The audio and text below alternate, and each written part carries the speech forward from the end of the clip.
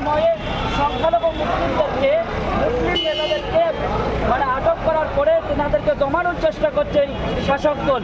চাচ্ছে যে সংখ্যালঘু মুসলিমদেরকে ভোট ব্যাংক হিসাবে ব্যবহার করবে এবং ওয়াকফ সম্পত্তি নিয়ে তারা আন্দোলন করলে মমতা সরকার বলছেন এবং মুর্শিদাবাদ জেলায় তিনি প্রকাশ্যে বলেছেন যে কোনো মুসলিম নেতা, কোনো মুসলিম ব্যক্তিত্বরা সংখ্যালঘু সংগঠন বা রাজ্য সংগঠনের প্রতিটা অরাজনৈতিক সংগঠনরা যদি আন্দোলন করে তাহলে মমতার মতন, আমার মতন সরকার, আমার মতন সূত্র মুসলিমদেরকেও হবে না, প্রকাশ্যে বলেছেন তিনি মিডিয়ার মাধ্যমে, আপনারা শুনেছেন।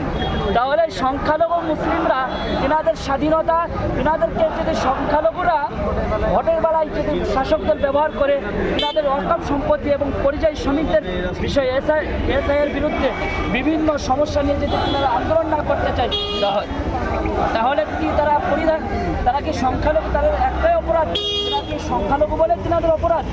আমরা কি মুসলিম জাতি হিসাবে বলে আমাদের অপরাধ? ভারতবর্ষে হিন্দুস্তান, ভারতবর্ষের স্বাধীন করতে যতটা মুসলিমদের রক্ত লেগেছে ততটা হিন্দু বাহিনী, প্রতিটা সম্প্রদায়ের লোকের এই রক্তক্ষরণ হয়েছে ভারতকে স্বাধীন করতে গিয়ে। তাহলে জামিয়াতুল আইম্মা উলামা সংগঠনের সাধারণ সম্পাদক শেখ সিদ্দিকুল্লাহ সাহেবকে কেন আটক করা হলো? মৌলানা কামরুজ্জামান সাহেবকে কেন আটক করা হলো? ইমতিয়াজ সাহেবকে কেন আটক করা হলো?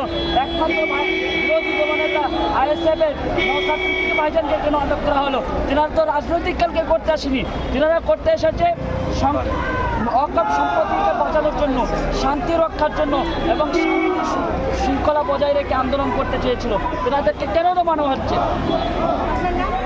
আমার নাম গোলাম মুরসালিন, আমি মুর্শিদাবাদ জমিয়ত আইম্মাতুল উলামা সংগঠনের পক্ষ থেকে এসেছি। আমাদের রাজ্য সম্পাদক শেখ সিদ্দিকুল্লাহ সাহেবকে আটক করা হয়েছে, আমাদের সদস্যদেরকে আটক করা হয়েছে, প্রায় 95 বিভিন্ন সংগঠনের ব্যক্তিদেরকে আটক করা হয়েছে, তেনাদের মুক্তির দাবি জানাই। এবং আমাদের শেখ সিদ্দিকুল্লাহ সাহেব জিন্দাবাদ, জিন্দাবাদ, উলামা সংগঠন জিন্দাবাদ, জিন্দাবাদ, জামিয়াতুল আইম্মাতুল উলামা সংগঠন জিন্দাবাদ, জিন্দাবাদ, সম্পাদক শেখ সিদ্দিকুল্লাহ সাহেব জিন্দাবাদ, জিন্দাবাদ।